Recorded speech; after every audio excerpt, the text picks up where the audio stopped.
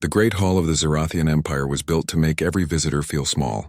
The ceiling stretched high like the inside of a mountain, lined with shining banners that carried the symbol of the empire. Long columns of black stone held the roof, and torches with blue flame lit the walls. In the center, upon a wide throne made of silver and steel, sat the young ruler. He was 27 years old, far younger than most expected a ruler to be. His parents had died during an uprising, and the weight of the crown had fallen onto his head before he was ready. The court had whispered doubts ever since. Some nobles said he was too soft. Others said he was too proud. He tried every day to prove them wrong, but no matter what he did, their whispers never stopped. On this day, the ruler planned to show his strength in front of the entire court. The guards had opened the gates and brought forward a new guest. The sound of boots echoed as a figure walked into the hall. Unlike the nobles in shining robes or the generals in bright armor, this figure wore plain clothes. His steps were calm and his eyes steady. He was a human, the first ever to stand in the throne hall of the Zerathian Empire. The court watched with curiosity. Some tilted their heads, others whispered into each other's ears. To them, humans were strange. They were not as tall as the Zerathians, not as strong as the battle-born clans, not as clever as the scholars of the outer worlds. They came from a small world on the edge of the galaxy, a place of little value. And yet here stood one of them, walking without fear into the hall of the most powerful empire in the stars. The ruler leaned forward on his throne. His young face carried a serious look, and his voice was clear as he spoke. "Human, you stand in the presence of the throne. Here all kneel before the empire. Do the same and show your loyalty." The court grew silent. Nobles watched eagerly. This was the moment they wanted. If the human bent his knee, it would prove the strength of the ruler. If he did not, the ruler could punish him and show the galaxy what happened to those who refused. Either way, the young monarch would gain respect.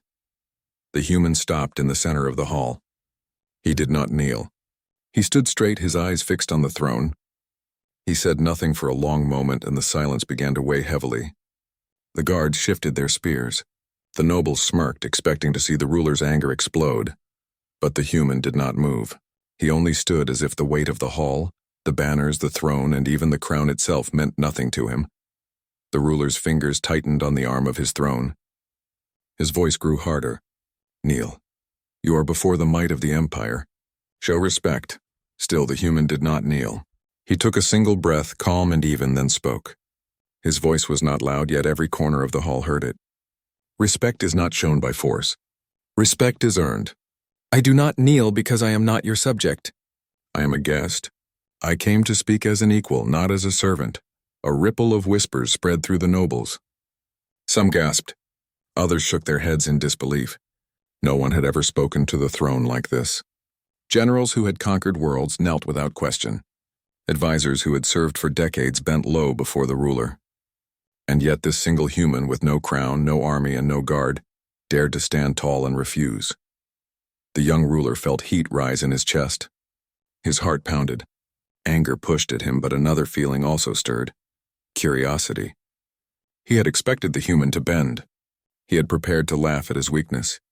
Yet instead the man stood steady, and his words carried no fear. It unsettled the ruler, though he would never show it on his face. One of the generals stepped forward, his armor clinking. "My lord, give the order. We will make him kneel. None may stand against the throne." The court echoed the general's voice. "Yes, make him kneel. Show the galaxy your strength. Do not allow this insult." The young ruler raised his hand, and silence returned. His eyes never left the human. "You refuse to kneel before me," he said. "Tell me why. Tell me what gives you the right to stand when all others bow." The human's answer came with no hesitation. "I stand because I am free. I kneel only to my values. My loyalty is to honor, to truth, and to the people I protect. You may have a throne, armies, and banners, but none of those can command my spirit. A ruler who forces obedience will never have true loyalty." The hall froze. The words fell heavy, heavier than chains. Nobles stared at each other, unsure what to say. Guards stood stiff, their hands shaking slightly on their weapons. Even the general who had spoken earlier was silent, his mouth tight as if the words had struck him personally.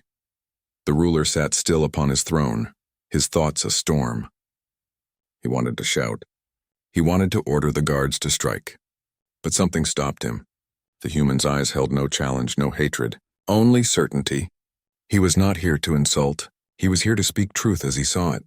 And the ruler, though young, could not ignore it. The silence stretched on. The banners above did not move. The torches burned steady. Every noble, every soldier, every servant waited for the ruler's answer. The young monarch leaned back on his throne. His face was unreadable. For the first time since he had worn the crown, he did not know what words to say. The hall that once belonged to him alone now felt different. A single human had stood against its weight and made the entire empire hold its breath. The court left that day with whispers louder than before.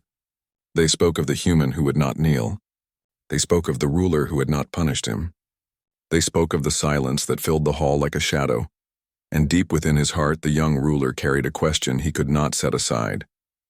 What kind of strength did this human possess, that he could silence an empire with only his words?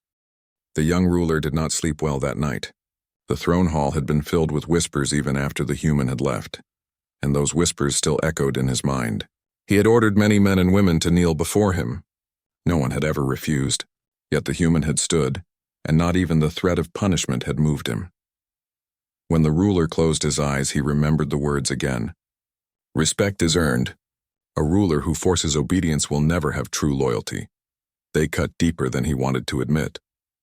Morning came, and with it came the weight of the crown. Advisors gathered early, their voices sharp. The general who had spoken in the hall pressed hardest. My lord, the human insulted you. The court saw it. The nobles saw it. The empire saw it. If you do not act, your throne will weaken. Order his punishment. Show your people you are not afraid to strike. Others joined in. One said to have the human exiled. Another suggested making him an example with chains in the public square. A few argued for silence, hoping the memory would fade. The ruler listened, his face calm, though his mind turned. Part of him wanted to crush the human's defiance to prove the crown's strength. But another part of him, quieter yet stronger, remembered the way the hall had frozen.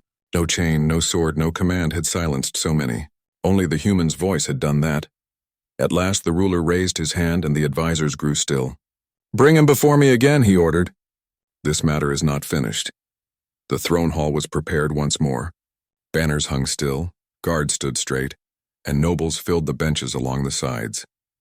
The ruler sat upon his throne, his young face set in stone. He wore the silver crown of his line, hoping it gave him the strength he lacked inside. The doors opened. The human walked in with the same steady steps, neither rushed nor slowed. He carried no weapon. He had no escort. Yet his presence felt heavier than an army. The general stepped forward quickly. On your knees this time, human. Do not think the throne will show mercy again. But the human did not kneel. He stopped at the same place as before and looked at the throne. His eyes were calm and his face gave away nothing. The ruler leaned forward, his voice firm.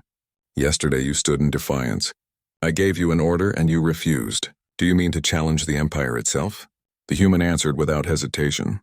No, I came not to challenge but to speak as an equal. I refuse to kneel because I am not a subject.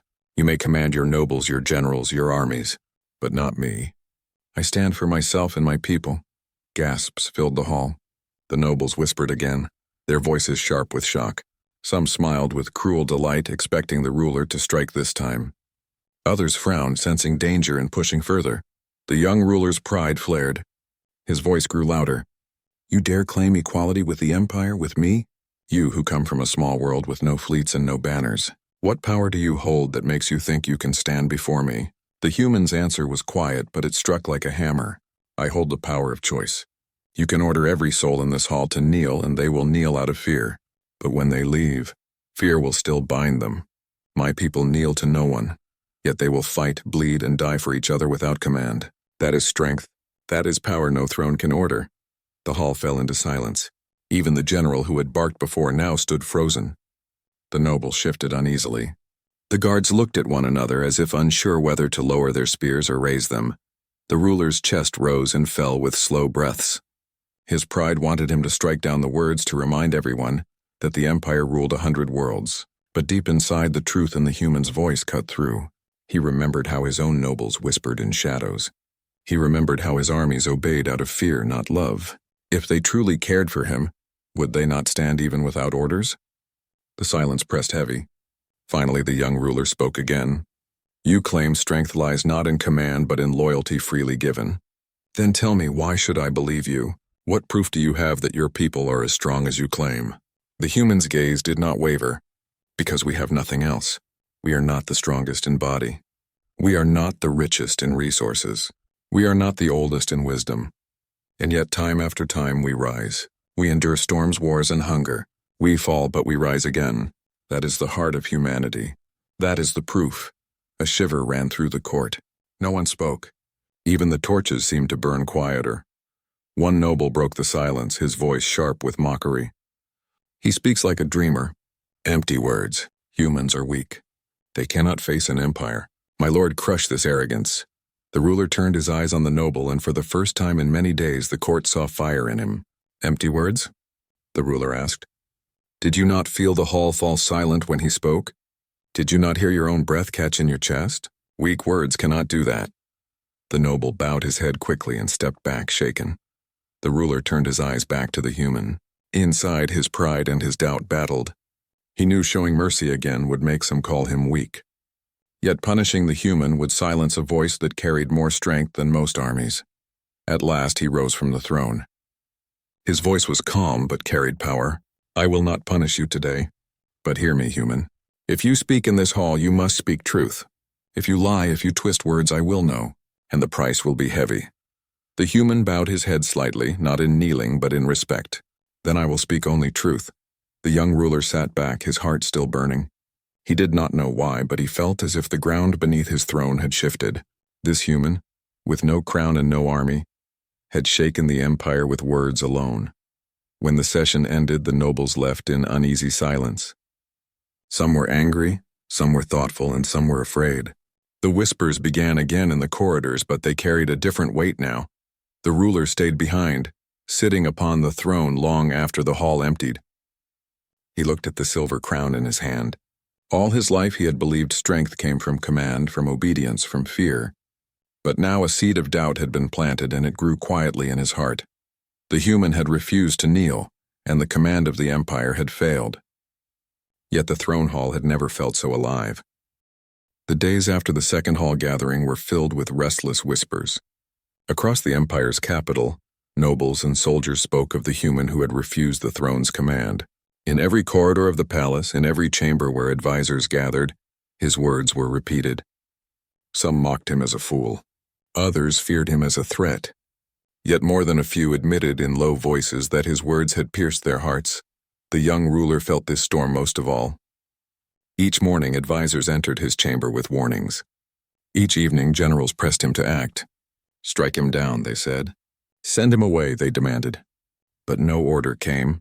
Instead, the ruler called for the human once more. Not in public, not in the grand throne hall, but in a smaller council chamber where the banners did not hang and the nobles could not watch. There he hoped to strip away the weight of ceremony and see the human as he truly was. The chamber was lit by a single lamp that gave soft light to the silver table between them. The ruler sat with his crown set aside. The human entered with the same calm steps as always. You speak boldly, the ruler said, his voice quieter than before. You refused me twice. You shook the hall with words no army could deliver. Tell me, human, do you think yourself greater than a king? The human's reply came steady. No, I think myself only a man. But a man has the right to stand tall. I do not kneel because kneeling without reason is hollow. You wish to be strong. You wish to be respected. But respect cannot be forced. The ruler leaned back, his dark eyes sharp. You say words as if they carry the weight of steel. But words do not build empires. Armies do. Fear keeps order. Obedience keeps the crown. How can you speak against the pillars that hold every throne? The human rested his hands on the table. His voice lowered, but it carried more power than a shout. Fear holds men in place, but only until they see a chance to break free. Obedience lasts only as long as the chains are heavy. But loyalty freely given is stronger than steel. It does not break when storms rise. It does not fade when shadows fall. That is the strength you do not yet see. For a long moment, silence filled the chamber. The ruler's pride flared.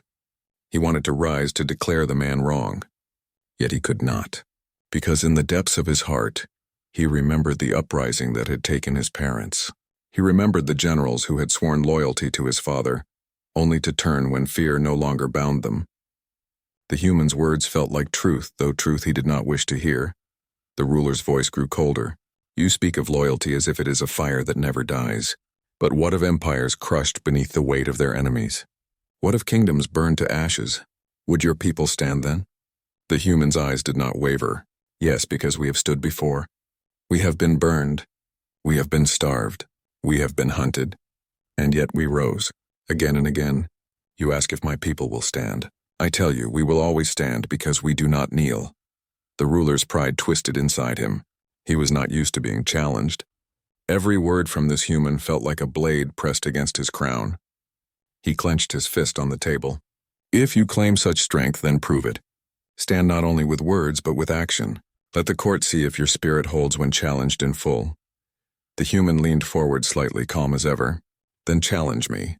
Not with armies, not with chains, but with truth. I will not yield. The ruler stared, his chest rising with deep breath. At last he stood. So be it. Tomorrow you will stand again in the throne hall.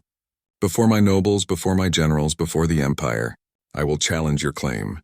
And if your words fail, the crown will decide your fate. The human bowed his head slightly. I will stand. When the human left, the ruler remained alone in the chamber. His hands trembled, though he would never admit it. He told himself it was anger, yet part of him knew it was not. It was something else. It was doubt. It was the fear that perhaps the human was right, that perhaps his throne was not as strong as he believed. The next day, the throne hall filled with more nobles than before. News of the coming challenge had spread quickly. Every seat was taken. Every eye was fixed on the throne. The young ruler entered wearing full royal robes, his silver crown shining. He sat with his back straight, hiding the storm within. The human entered. No robe, no crown, no weapon, only calm steps and steady eyes. He stopped at the same place he had stood before. The ruler rose. His voice rang through the hall. You stand in the heart of the empire. You speak of loyalty, of freedom, of strength born not from command but from choice. Then hear my challenge. My empire rules 100 worlds. My fleets cross the stars. My armies crush every foe. What does Earth have? What can humans claim that equals the power of the throne? The court roared with approval. Generals slammed their fists against their chests. Nobles shouted in agreement. The ruler's pride swelled at their voices, yet his eyes never left the human. The hall grew quiet as the human spoke. His words were soft, yet they carried to every ear. It is not the number of worlds you rule. It is not the strength of your fleets or the weight of your armies. Power is not measured in how many kneel before you, but in how many would stand beside you when no one commands them. The words struck like thunder. Silence fell heavy once more. Nobles stared wide-eyed. Generals froze. Even the banners above seemed to still in the air. The ruler's heart raced. The challenge he had given had turned against him. Pride burned in his chest, yet beneath it a deeper fire stirred. He felt the truth in the words. He had armies, yes. He had fleets, yes. But if tomorrow they saw a chance to rise against him, how many would remain? How many would stand not out of fear but out of choice? The silence lasted long, too long. The nobles shifted uneasily. For the first time, the young ruler felt the weight of the throne not as power, but as a question. When the session ended, the court left in hushed voices. The ruler remained, his crown heavy upon his head. He had wanted to break the human. Instead, the human had shaken the empire once again. And though his pride burned, a seed of respect began to grow. The young ruler sat alone in his private chamber long after the court had emptied. The torches on the walls burned low, and the silence pressed around him like a heavy cloak. He stared at the silver crown resting on the table, the same crown that once felt like a shield but now felt like a weight pressing down on his shoulders. The human's words would not leave him. They had cut into his heart like a blade. Power is not measured in how many kneel before you, but in how many would stand beside you when no one commands them. The ruler clenched his fists. He had armies, fleets, and nobles who bent their heads when he entered. But when he looked into their eyes, he saw fear, not loyalty. He saw whispers behind masks, not devotion. If the throne ever faltered, would they stand beside him? Or would they run? He had no answer, and that frightened him. The next day, the ruler sent word in secret. He ordered that the human be brought to him, not in the throne hall, not before the nobles, but in a private garden deep inside the palace. The garden was a quiet place, filled with tall white trees that glowed faintly under the sun, and streams that carried soft light through the stone paths. Few ever entered. The human arrived as ordered. He walked slowly down the path, his eyes moving across the glowing leaves as if he saw beauty even in the smallest things. When he reached the ruler, he gave a simple nod. "You wanted to see me," the human said. "Yes," the ruler replied. His voice was lower now, stripped of the sharp command he used in the hall. "Tell me, do you believe every word you spoke? Or was it only a trick to sway my court?" The human's face did not change. "Every word was truth. I have no army, no throne, no crown, only my voice and my will. If my words shook your court, it is because they carried truth. False words do not last. They break when tested. Truth stands." The ruler studied him closely. "And what truth do you believe I failed to see?" The human looked at the glowing trees for a moment before answering. "You rule by fear. They kneel, yes. But they do not love you. They do not trust you. When storms rise, fear scatters. When shadows fall, fear runs. Loyalty is different. It stands, it protects, it endures. You wish to be strong, but strength built on fear is hollow." The ruler's chest tightened. He remembered the night of the uprising when his parents had fallen. The generals who had sworn loyalty had betrayed them. The nobles who had promised support had fled. He had been left alone with only a handful of guards who truly cared. He forced his voice to remain steady. "You speak as if you know me, as if you see inside my heart. But you are an outsider. How can you know what it means to carry this crown?" The human turned back to him. "Because every ruler, no matter their world, faces the same choice. Rule through fear and you will be obeyed. Rule through respect and you will be followed. The first crumbles when tested. The second endures." The ruler walked slowly down the path, his hands behind his back. He hated how much the words moved him. He hated the doubt creeping inside, yet he could not turn away. "Do you claim," the ruler asked carefully, "that your people would bleed for leaders who do not command them?" The human nodded. "Yes, because they choose to. That choice is worth more than 1,000 orders. That choice is what makes us endure." The ruler stopped walking. His young face hardened. "If that is true, then why do I not see it in my empire? Why do I see only fear in the eyes of those who bow?" The human's voice was quiet but firm. "Because they do not see you as one of them. You sit above them, hidden behind banners and crowns. They obey the throne, not the man. If they knew the man, if they saw your struggles, if they believed you cared for them, they would stand. But fear builds walls between ruler and people. Respect breaks them." The ruler turned away. His chest ached with a strange weight. He had always fought to prove his strength. He had spoken loudly, ordered harshly, punished quickly. Yet this human told him strength was not in crushing others, but in lifting them. It was so different from everything he had been taught, and yet it felt real. As the human left the garden, the ruler remained, staring at the glowing leaves. The words had planted something inside him, something he could not ignore. But not everyone was pleased. That same night, in the dark halls of the palace, a group of nobles gathered. They had seen the ruler hesitate in the hall. They had seen the seed of doubt growing, and they had seen the human's influence. "He is poisoning the throne," one whispered. "He must be silenced," another hissed. "If the ruler begins to follow this human's words, the nobles will lose power. The throne will shift. We must act before it is too late." Plans began to form. Shadows thickened. The human's presence had not only shaken the ruler but stirred danger all around. The next morning, the ruler sat with his advisors once more. Their voices were sharp, warning of unrest. "The nobles grow restless," one said. "They whisper that you are weak." "They whisper because they fear truth," the ruler replied. His voice was steady, though inside his heart beat fast. "But let them whisper. I will decide my own strength." That day he called for the human again. Not in secret this time, but in a private council with only trusted guards nearby. "I want to understand," the ruler said. "Tell me more of your people. Tell me of Earth." The human spoke for hours. He told stories of wars fought not by kings commanding armies, but by farmers who took up arms to defend their homes. He told of leaders who walked beside their people, sharing hunger, sharing pain. He told of sacrifice, of men and women who gave all not because they were ordered, but because they chose to protect something greater than themselves. The ruler listened, each story a fire burning deeper into him. He saw his own reflection in those tales, the weight of leadership, the loneliness of command, the hunger to be seen not as a crown, but as a man. By the time the council ended, the ruler's world had shifted. He no longer saw the human as an enemy or a threat. He saw him as a mirror, one that showed him both his weakness and his possible strength.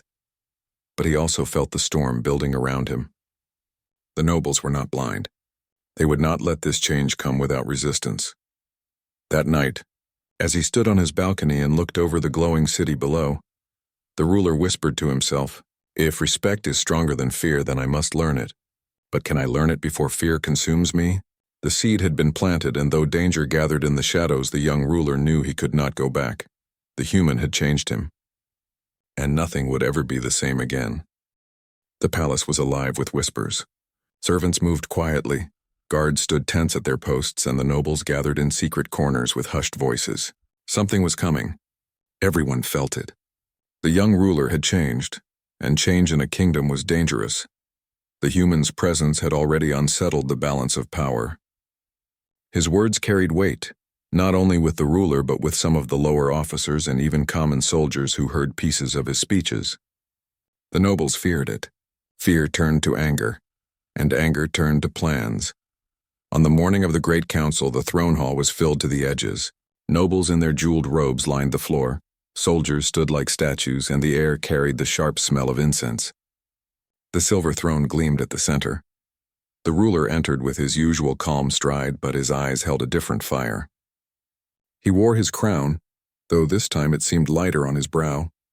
Behind him, as many expected, walked the human. The crowd rippled with uneasy murmurs.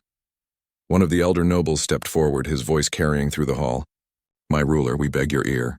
This outsider has spoken much in private with you. We fear his influence. He is not of our people. He cannot understand our ways. His presence insults the council." The words were sharp, but the ruler did not flinch. Instead, he raised his hand for silence. "You fear him because he speaks truths you do not wish to hear. Yet truth does not bow to crowns or borders. Truth is truth." A wave of unrest spread across the hall. Some nobles scowled, others lowered their eyes. The elder noble pressed on. "Your Majesty, this is dangerous. If you turn from the path of strength, the empire will weaken. Already whispers of rebellion stir in the provinces. Show mercy, and they will see weakness. Show respect, and they will see a soft hand unfit to rule. We beg you, send this man away before his poison spreads further." The human stood silently, his face calm, his hands folded behind his back. He did not speak for himself, for he knew this battle was not his to fight.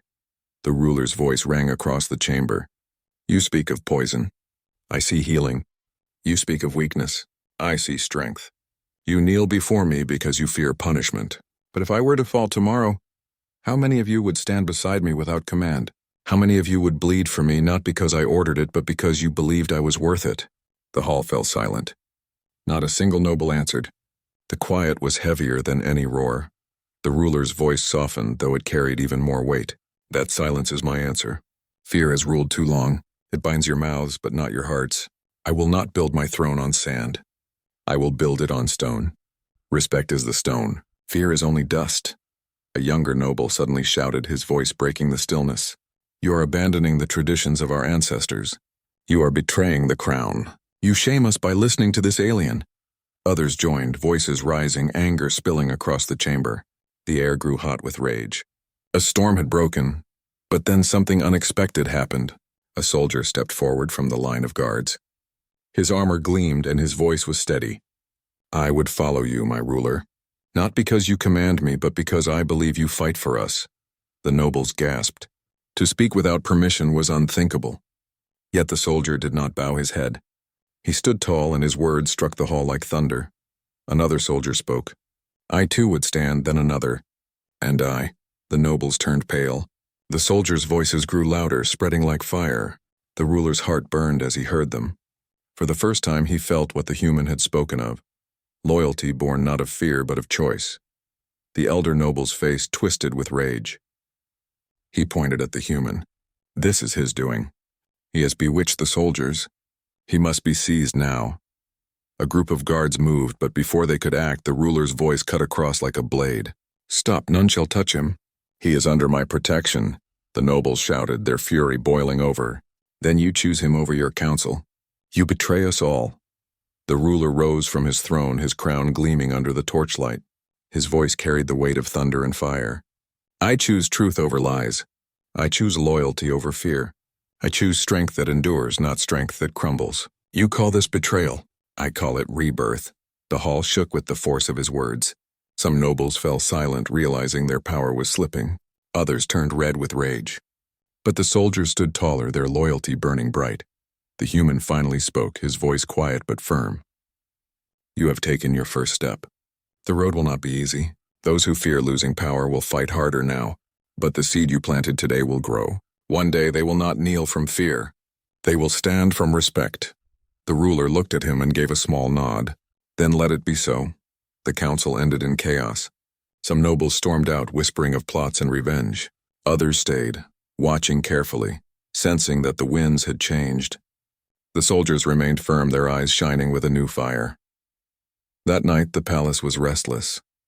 Shadows moved through corridors, messages carried in secret, daggers hidden in robes. The nobles would not surrender easily. They would plot in darkness, waiting for a chance to strike. But in the ruler's heart, for the first time, there was clarity. He knew the road ahead would be full of danger. He knew betrayal might come from those closest to him. Yet he also knew he was no longer alone. His people, or at least some of them, had chosen him. Not the crown, not the throne, but him. And that choice gave him more strength than all the armies of fear combined.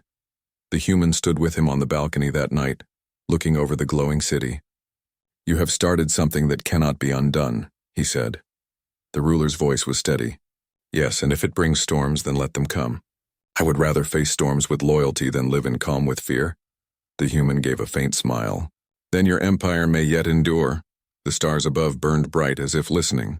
In the shadows of the palace, danger grew. But in the heart of the young ruler, something far stronger had been born. And from that night onward, the empire would never be the same.